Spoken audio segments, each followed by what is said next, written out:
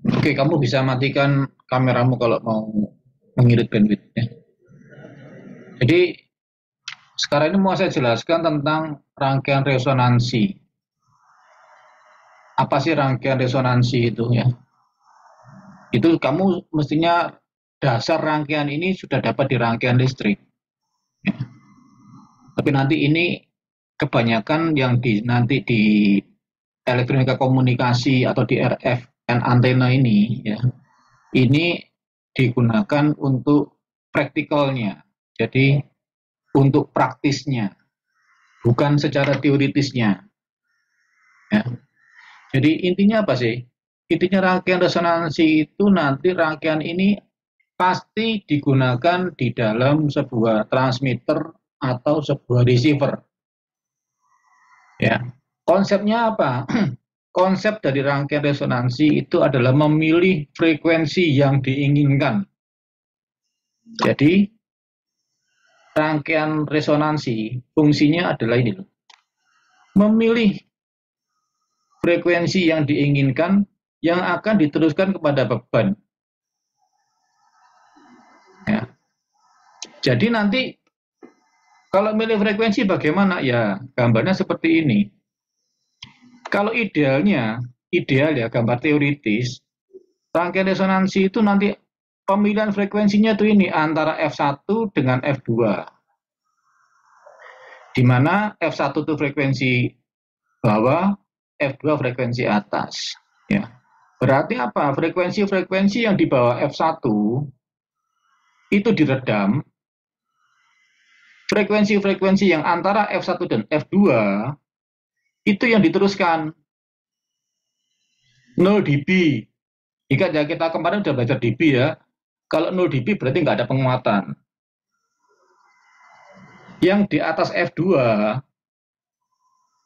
lebih besar dari F2 itu diredam lagi, berarti nanti rangkaian resonansimu secara teoritis ya akan meneruskan frekuensi mulai dari F1 sampai F2. Inilah yang dinamakan dengan bandwidth. Bandwidth dari frekuensi resonansinya. Nah, itu idealnya ya, teoritisnya.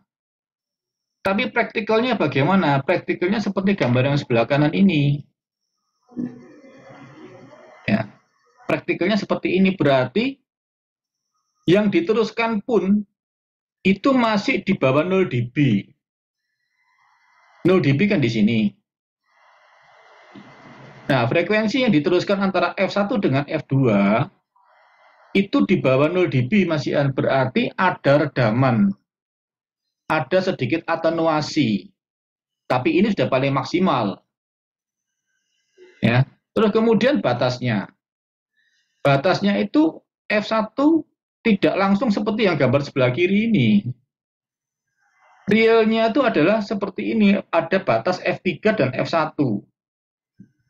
Jadi frekuensi itu akan menaik terus ya, menuju F1 sampai akhirnya menuju ke puncaknya ini.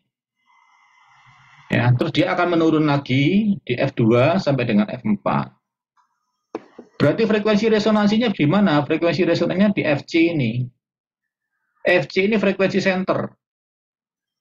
Berarti ini frekuensi resonansinya yang akan kamu pilih nantinya itu. Nah, frekuensi resonansi ini mempunyai bandwidth. Bandwidthnya berapa? Antara F2 dikurangi F1. Itu bandwidthnya. Ya, bandwidthnya itu F2 dikurangi F1. Nah, kapan sih F1 itu terjadi? F1 terjadi itu kalau pun nilai F1, nilai gain dari F1-nya itu 3 dB turun dari maksimumnya. Ya, misalkan ini minus 3 dB, misalkan ini minus 3 dB, maka posisi F1-nya adalah minus 6 dB.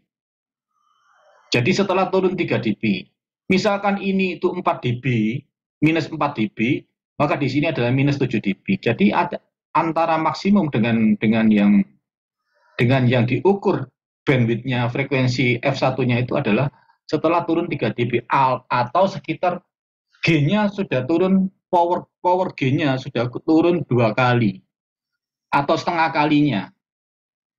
Ya, jadi misalkan di sini itu misalkan aja ini 3 watt, berarti di sini 1,5 watt. Ada F1. Demikian juga di yang batas frekuensi sebelah kanannya. Setelah turun 3 dB, baru itulah F2.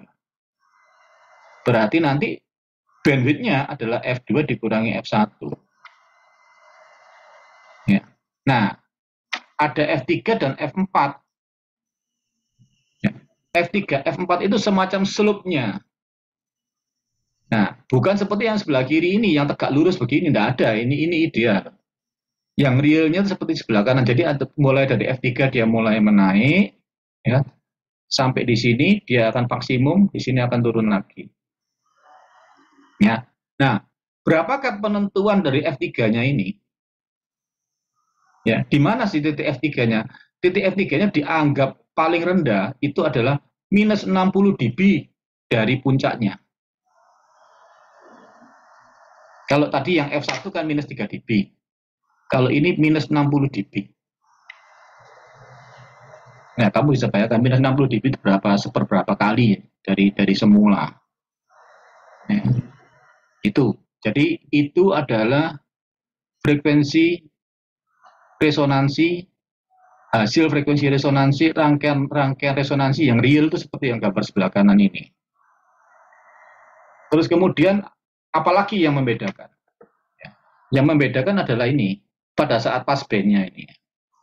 Kalau teoritisnya passband-nya lurus, tidak ada gelombang apapun. Realnya nanti puncaknya ini bergelombang.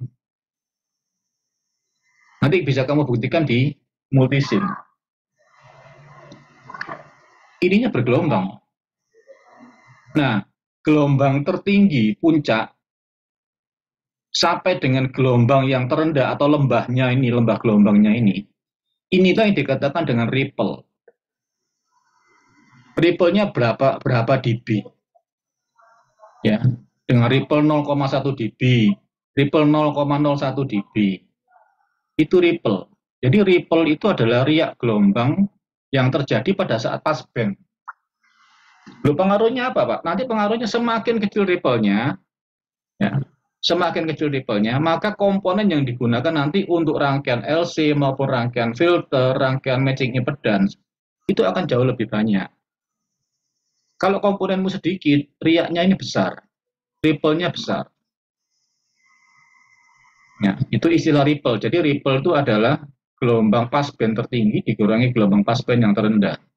Gain passband tertinggi dikurangi gain passband yang terendah. Itu ripple-nya. Satuannya dB. Nah, yang tadi saya sudah katakan, ini kan kalau realnya untuk teoritis mulai dari 0 passbandnya, tidak ada penguatan. Tapi kalau prakteknya sudah di bawah 0 dB, berarti ada atenuasi. Nah, kalau ada atenuasi, jadi mulai dari 0 dB sampai dengan puncak dari passbandnya itu namanya insertion loss. Jadi rangkaian LC, rangkaian resonansi, belum apa-apa dia sudah ada penurunan karena memang dia komponen pasif, dia bukan komponen aktif. Berarti pasti ada penurunan. Nah, penurunan terhadap 0 dB-nya itu yang dikatakan dengan insertion loss. Itu insertion loss. Nah, nanti kata-kata atau terminologi itu akan banyak digunakan di semua yang ada di buku ini. Ya. Yang kemarin, yang lain apa? Yang lain dB, desibel sudah saya jelaskan minggu kemarin. Ya. dBm, dB watt sudah saya jelaskan juga. Bandwidth barusan saya jelaskan. Jadi bandwidth dari komponen ini, dari rangkaian LC ini, dari passband ini adalah F2 dikurangi F1. Ya. Itu bandwidth. Di mana F2 dan F1-nya itu adalah 3 dB turun dari puncaknya. Atau powernya setengahnya. Nah, itu mulai diukur frekuensinya. Ya, itu untuk praktikal rangkaian yang akan digunakan di realnya seperti ini. Nah, apakah bisa bentuk seperti ini? Tidak mungkin. Tidak mungkin terjadi. Ya. Rangkaian ini adalah tidak mungkin terjadi dengan shape faktor yang kira-kira seperti ini. Nah, shape faktornya pasti seperti ini. Oke ya. Nah, sekarang ada istilah Q. Q. Q itu adalah faktor kualitas. Semakin dia sempit bandwidth-nya, atau misalkan aja semakin, kalau dilihat di mana di spektrum analyzer itu dia semakin meruncing ke atas, ya, itu semakin baik. Semakin dia melebar begini, itu semakin jelek. Jadi yang bagus itu mana? Yang bagus itu begini. Kalau dia meruncing seperti ini, itu faktor kualitasnya tinggi, seperti yang kita lihat di gambar kemarin waktu kita ada di spektrum analyzer itu ya. Tapi kalau nanti bandwidth-nya besar, maka dia bentuknya seperti ini. Kalau bentuknya seperti ini, dia lebih jelek. Nah, membedakan antara rangkaian resonansi atau rangkaian filter yang mempunyai bentuk seperti ini dengan bentuk seperti ini, itulah yang dinamakan dengan Q atau faktor kualitas. Jadi, faktor kualitasnya itu apa? Faktor kualitasnya itu adalah frekuensi center dibagi dengan bandwidth-nya. Ya, frekuensi center kan selalu sama, itu yang kita inginkan di mana. Nah, kalau bandwidth-nya semakin kecil bandwidth-nya, maka faktor kualitasnya akan semakin baik. Ya, itu. Nah, terus kemudian yang perlu tahu lagi istilah lain lagi apa? Selain Q, faktor kualitas, shape faktor. Nah, shape faktor yang tadi itu perbedaan antara bandwidth dengan yang perbedaan antara F1 dengan F2 dengan F3 dan F4. Ya, itu adalah shape faktornya. Kalau F3 mendekati F1, misalkan di sini, ya, maka kan dia lebih curam ya. Kalau lebih curam berarti akan mendekati yang ini, mendekati ideal. Ini lebih baik. Jadi shape faktor yang bentuknya seperti ini itu ideal. Ini shape faktor yang terbaik. Nah, berarti shape faktor itu apa? Shape faktor itu adalah perbandingan antara F1 dengan F2 dibagi dengan perbandingan antara F3 dan F4. Ya, kalau F1 sama dengan F3 dikurangi F4 sama dengan nilainya sama dengan F1 dikurangi F2, berarti gambarnya jadi ini. Jadi seperti yang ideal ini. Nggak ada itu. Pasti F3 lebih kecil daripada F1, F4 pasti lebih besar daripada F2.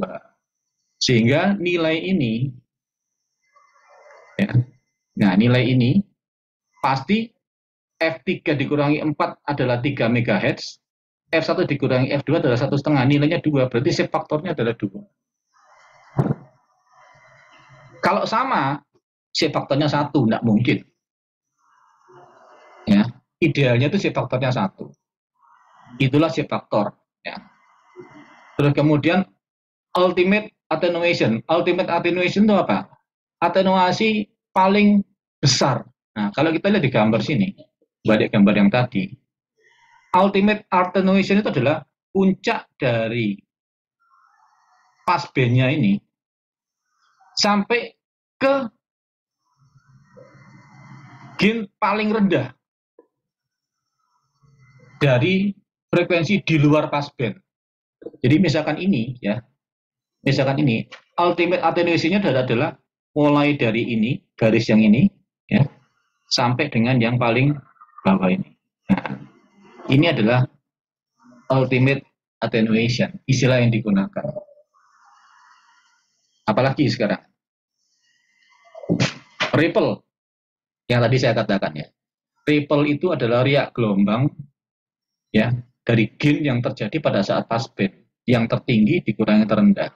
Satuannya dB. 0,01 dB, 0,1 dB. Nanti kan pada saat kamu desain filter, desain rangkaian matching impedance, desain LC, itu semua menggunakan ripple ini dipakai. Ya. Nah, itu adalah terminologi yang digunakan pada saat kamu membuat rangkaian-rangkaian yang digunakan di buku ini, istilah-istilah yang paling umum. Ya. Oke, nah sekarang sampailah kita kepada rangkaian resonansi. Tadi kan terminologi. Rangkaian resonansi itu apa? Ini ya. Konsep dari rangkaian resonansi itu adalah rangkaian yang digunakan untuk memilih frekuensi. Ya, untuk menseleksi frekuensi. Saya kepingin saya bisa mengambil frekuensi yang 100 MHz. Saya kepingin mengambil frekuensi yang 50 MHz. Bagaimana cara mengambil frekuensi 50 MHz saja? Sementara yang nggak 50 saya nggak mau. Nah, itulah menggunakan rangkaian resonansi. Atau bagaimana kalau saya mau memancarkan sebuah pemancar di frekuensi 100 MHz? Berarti yang di bawah 100 saya nggak mancar, di bawah 100, di atas 100 juga nggak mancar. Nah, itu menggunakan rangkaian resonansi. Nah, konsep rangkaian resonansi itu apa? Konsep rangkaian resonansi adalah gabungan antara rangkaian C dan L. Ya. Nah, sekarang kalau kamu lihat yang sebelah kiri ini, ya, rangkaian sebelah kiri ini. Kalau ini ada sumber AC, ya, ini tahanan dalamnya 50 ohm, ini kamu beri kapasitas 25 PF, misalkan contoh aja, ini contoh aja ya. Contoh rangkaian RC sederhana. Ini di RL sudah mestinya. Maka dia akan menghasilkan frekuensi respon seperti gambar yang sebelah kiri ini. Berarti kan dia low pass. Frekuensi yang low diteruskan, frekuensi yang high diredam. Berapakah frekuensi cut-off-nya? Frekuensi cut-off-nya di sini. Jadi maksimum di sini dikurangi 3 dB, misalkan di sini frekuensinya berapa? Inilah frekuensi cut-off dia. Nah, sekarang kalau kita lihat gambar yang sebelah kanan. Gambar yang sebelah kanan ini adalah rangkaian RL. R dan induktansi. Nah, kalau ini rangkaian RL, ini ada sumber AC ya dengan frekuensi tertentu. Ini adalah RS, kemudian ini adalah L-nya. Maka frekuensi respon dari rangkaian ini adalah seperti ini.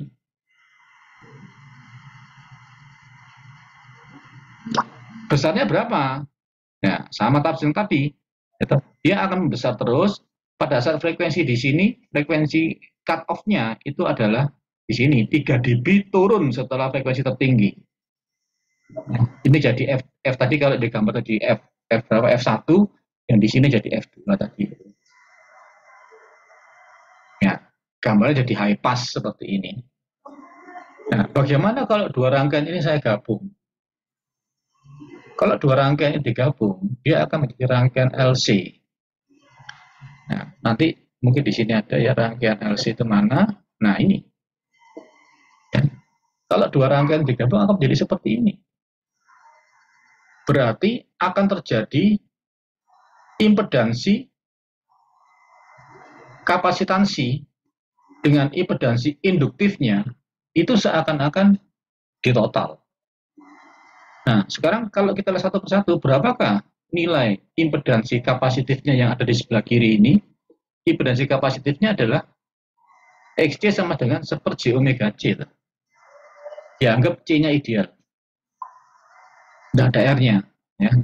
Jadi XC sama dengan 1/J omega C, di mana omega adalah 2pi kali frekuensi.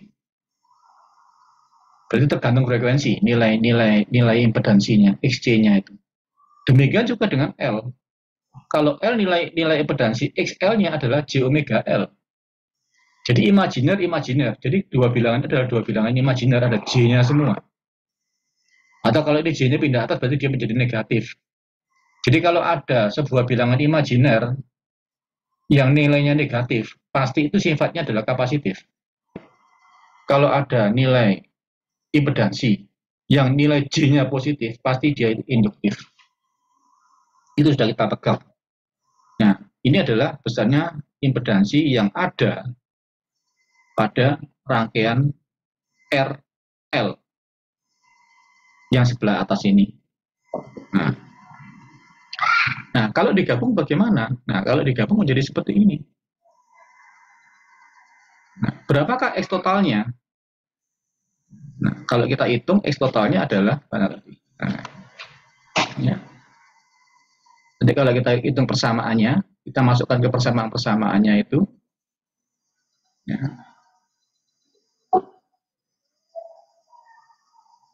menjadi persamaan yang sebelah kiri ini.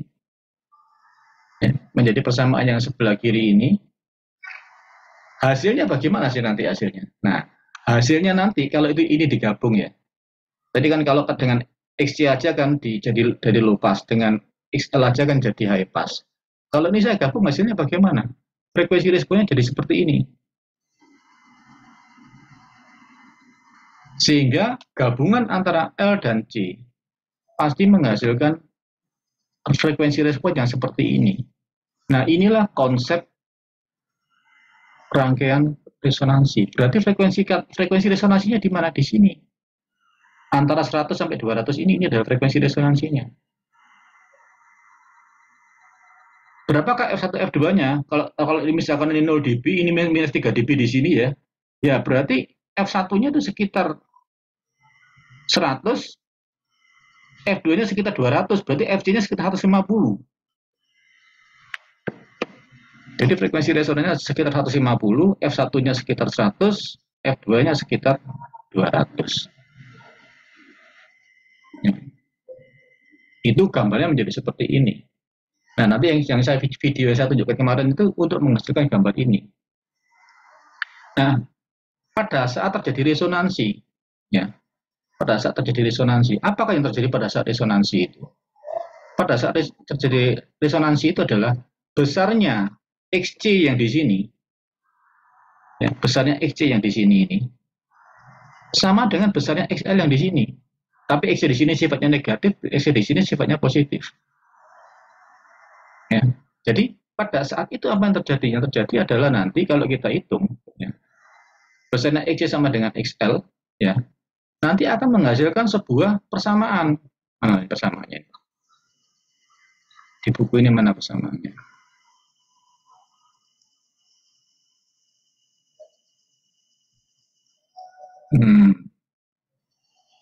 Nanti besarnya LC-nya berapa? Besarnya LC-nya atau besarnya LC atau besarnya XC-nya itu. Ya. Jadi XC sama dengan XL, ya, ini sama dengan ini. Maka nanti kamu bisa ini kan XL sama J omega L ya. Ini XL sama dengan XC sama dengan ini, XL sama dengan J omega L.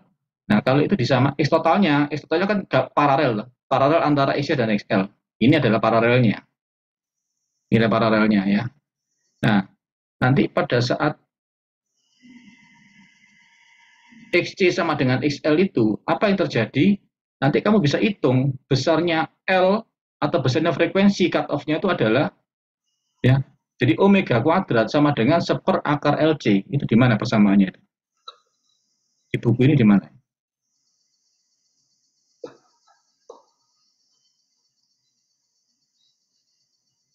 Kelihatan apa enggak?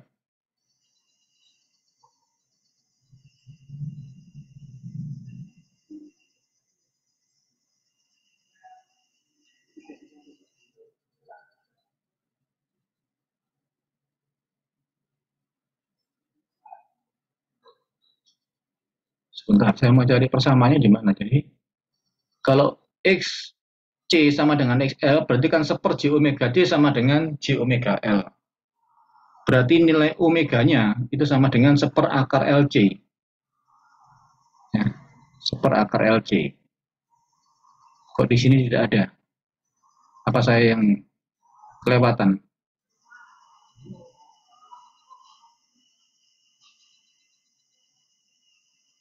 Ya oke lah. Jadi kamu tahu ya, kamu bisa ngitung sendiri ya. XC sama dengan XL, maka nanti 1 J omega C sama dengan omega L, gitu. Berarti omega kuadrat sama dengan 1/akar LC, berarti omega sama dengan akar dari 1/akar dari 1/LC.